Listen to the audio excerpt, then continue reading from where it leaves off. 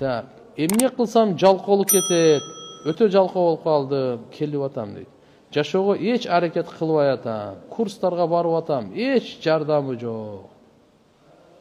Эми мындай да пайгамбар саллаллаху алейхи вассалам хадисте айтканда, кимде ким түндө туруп намаз окугандан жалкоо болсо, душмандары менен газатка чыгып согушкандан коркок болсо, мал мүлкүнөн бейбечараларга берип кичине сарптайын дегенден сараң болсо, анда зикирди бекем кармасын деген.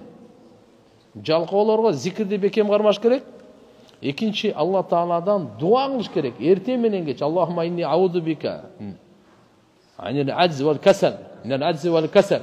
Жалкоолуктан, алсыздыктан, я Алла, пана тилеймин деп. Анан Кудайым буйрса, даватка чыксаңыз, иншалла сизди жалкоо кылбайт. Тургузат, уктайын десеңиз деле кайра тургузат. Сизди идиш аяк жудуртат, тамак пышыртат, гаш дегенге айдайт, алимге отургузат. Кудай калса жалкоону кетире турган жакшы иш да.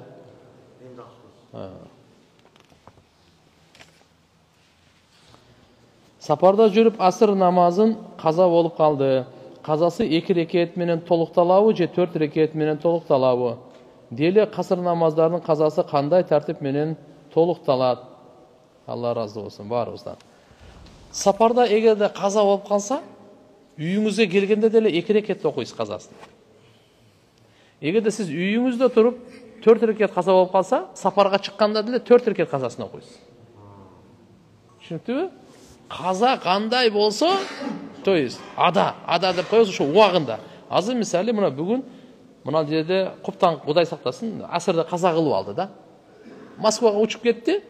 Ал жерде сапар 2 рекет асырдын казасын окубайт, 4 рекет. Себеп ал каза Бишкекте болгон да.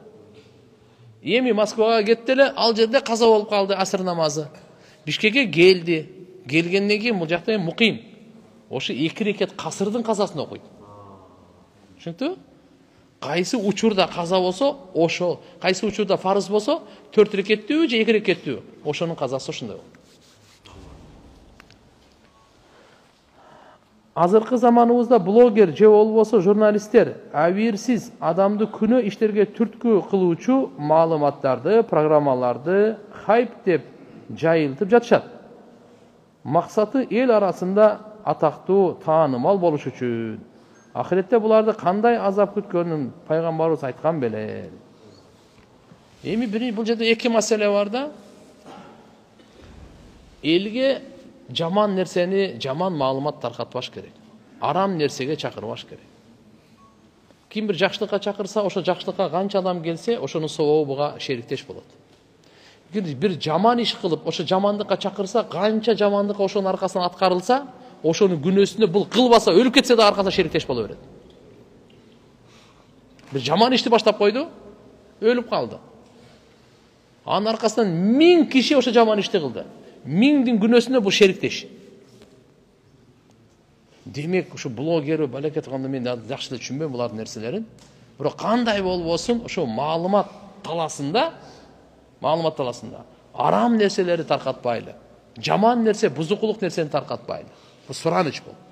Такталбаган маалыматтарды, бирөөнүн аберин төгө турган, бирөөнү маскарлай турган, бирөөнү кемсите турган, эл бузарлар, эл бузукулар, bunday нерселерди Алланын ачуусу келе турган, нааразылык түшө турган нерсени таркатпайлы. Бул бир. Экинчисинде жакшылыктарды гана. Бирок жакшылыктарды ошо мен атактуу болоюн, даңктуу болоюн деп жакшылыктар таркатылбайт. Алланын ыраазычылыгы үчүн таркатылат. Бунун аты ихлас деп коет. Эгерде ихлас болсо, бу дүйнөдө наам алышың мүмкүн, ахиретте сага 0, эчтеке жок. Бу дүйнөнүн наамы эмне деген наам? Бизге наам ахиретте керек. Түбөлүктүү наам керек. Мага утурумдук наам кереги жок. Мага түбөлүктүү наам керек. Ихлас ушундай болсо, Алла Таала бу дүйнөдө деле наам берет агачы. Ибрахим пайгамбарды азыр 3-4 миң жылдан бери айтып келе атабыз го. Алейхиссалам. Я. Ана?